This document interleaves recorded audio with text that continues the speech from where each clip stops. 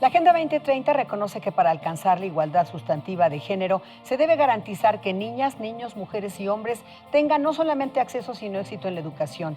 Y entre los numerosos obstáculos que impiden que niñas y mujeres ejerzan su derecho a beneficiarse de la educación se encuentran la pobreza, el aislamiento geográfico, la discapacidad, el matrimonio, el embarazo precoz, la violencia de género y todas aquellas acciones donde se ubica a las mujeres en un rol tradicional. Para hablar de este tema hoy nos acompaña la diputada Paula Soto, presidenta de la Comisión de Igualdad de Género del Congreso de la Ciudad de México, y nuestro analista Guillermo de Loya. Acompáñenos.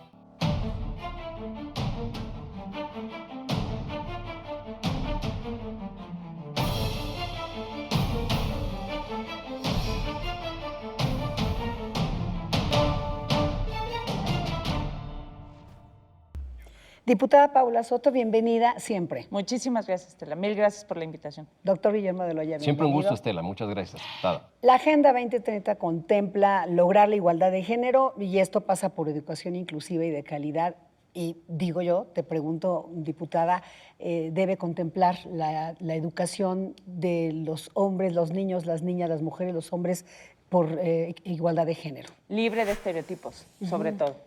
Tenemos un gran reto enfrente, lo estamos viviendo. No es los problemas que estamos sufriendo al día de hoy, que no son ni nuevos ni sorpresa para absolutamente nadie, los vamos a solucionar cuando todas y todos nos demos cuenta de que somos parte del problema, pero que también tenemos mucho que ver con la solución. La Constitución, en el artículo 3, nombra la igualdad sustantiva como uno de los elementos a adquirir en la educación escolar. La educación que se tiene que proveer ahora por parte del Estado tiene que incorporar la igualdad sustantiva. Eso, la verdad es que yo creo que es de las pocas constituciones en el mundo que garantiza ese derecho y esa obligación por parte del Estado. ¿La estamos cumpliendo? Yo creo que es uno de los retos que tenemos que asumir y que tenemos que abordar con acciones de política pública muy pronto, que tiene que ver con la intervención y la transversalización de la perspectiva de género hasta en los libros de texto gratuitos que se dan en las escuelas en todo nuestro país, ¿no? Claro, ¿cómo les cambiamos este chip a los hombres, Guillermo? Es que hay que entender el momento que se vive en esta gran discusión, que yo creo que es un momento muy propicio en México para poderla abordar. Ya estamos muy lejos de aquellos primeros reconocimientos por la representatividad y el reconocimiento de los derechos políticos. Hemos evolucionado hacia otros estadios en el tema. Ya no es lo mismo que la lucha de Herminia Galindo, que de Griselda Álvarez, que de Paula Alegría, sino que estamos en una situación en donde la sociedad ya se ve involucrada en un todo con situaciones muy delicadas, como tienen que ver con la seguridad, la procuración, la administración de justicia, pero también identificando aquellas deudas que se tienen para conseguirlas de manera sustantiva, como lo es la inclusión financiera, la educación en los senos familiares, los usos y costumbres en comunidades. Hay que llegar a esos puntos, yo creo que de manera muy decidida.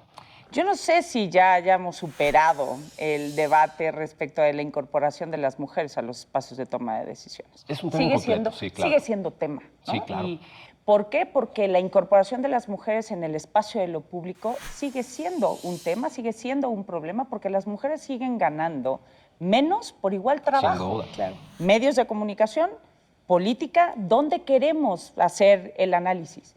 Entonces, no es que hemos superado el debate ni el tema, pero creo que sí hemos avanzado.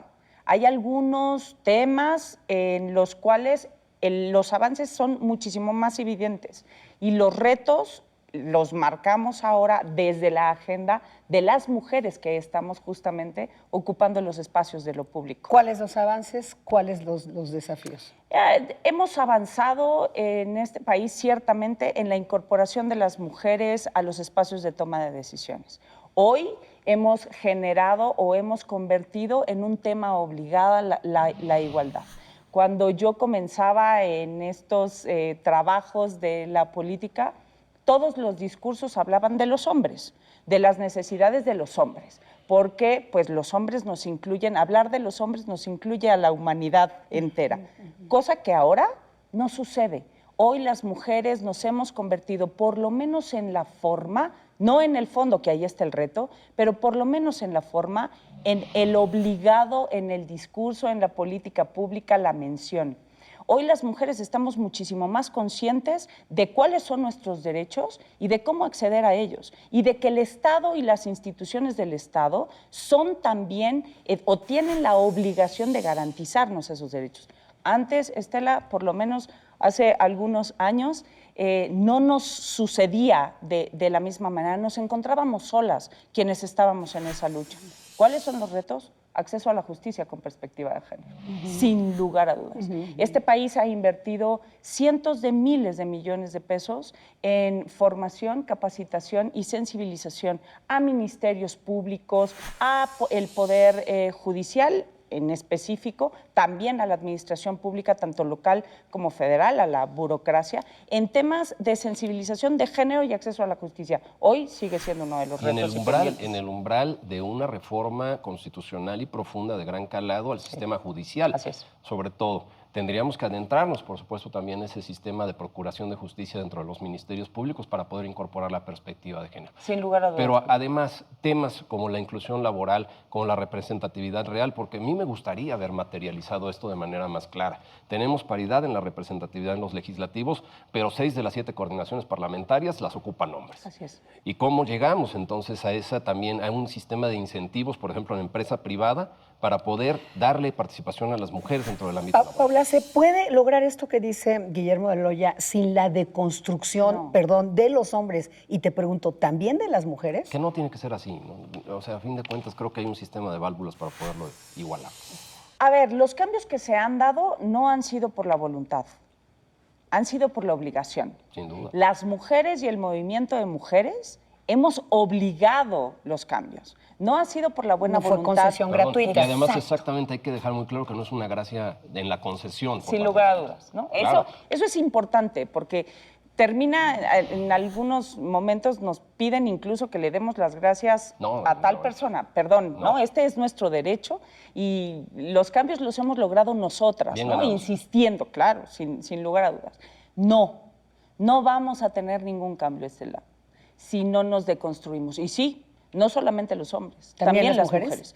Porque la humanidad ha crecido bajo la educación, la formación de un sistema que es el sistema patriarcal, que es lo que les dijo a los hombres en algún momento que ellos eran los dueños del mundo y que podían decidir sobre las vidas de ellos y de nosotras.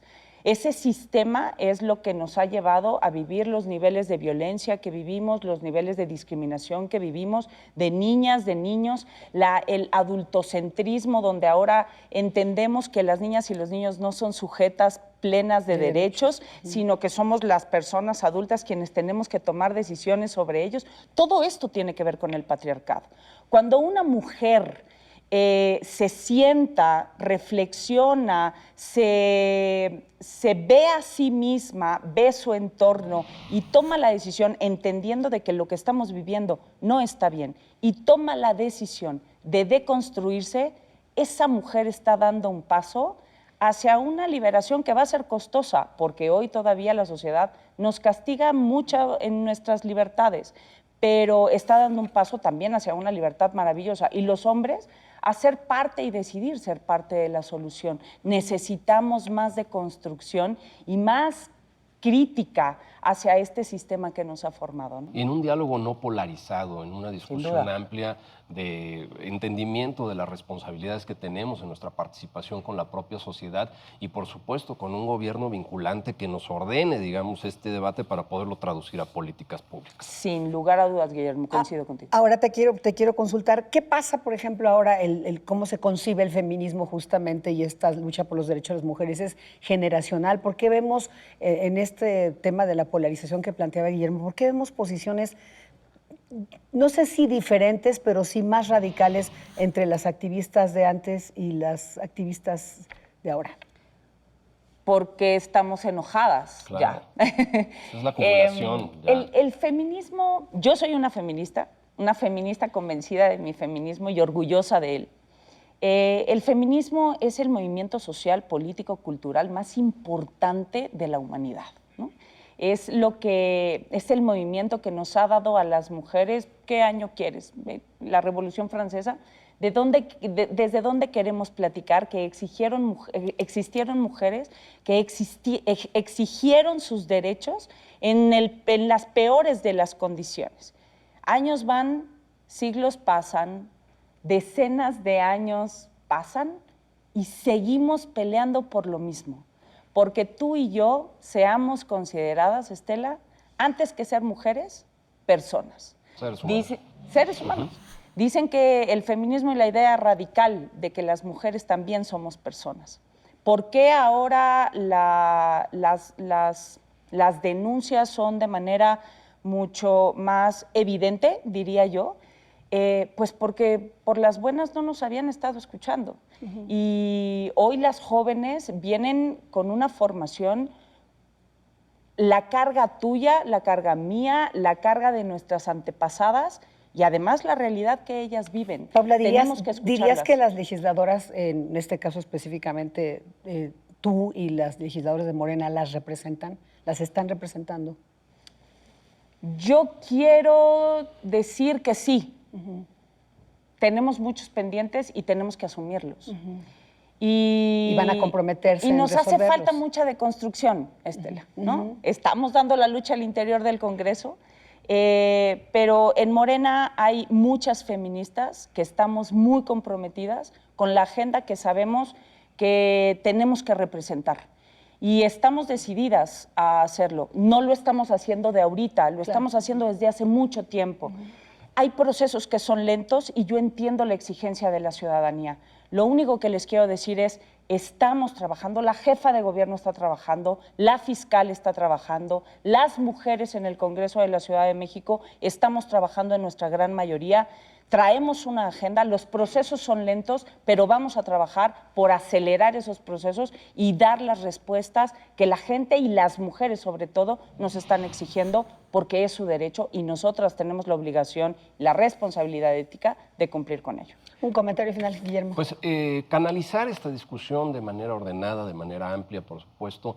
La no polarización nos conviene a todos. Incluyente también, Incluyente, ciertamente. por supuesto, un diálogo de hombres, de mujeres, en los puntos que yo creo que ya no son soslayables, que ya no son de alguna manera, por eso me refería a esa evolución que ha tenido el tema, con una actualidad sin esa canalización de un enojo justificable, ¿sí? Por los adeudos que se tienen históricos hacia la mujer, pero en el orden de la construcción de un México que es de todos. Sin duda. Muchas gracias, Paula. Gracias. Muchísimas Gracias. Muchas gracias. Guillermo de Loya, gracias. Muchas gracias. Gracias a usted por acompañarnos en una emisión más de Ruta de N40.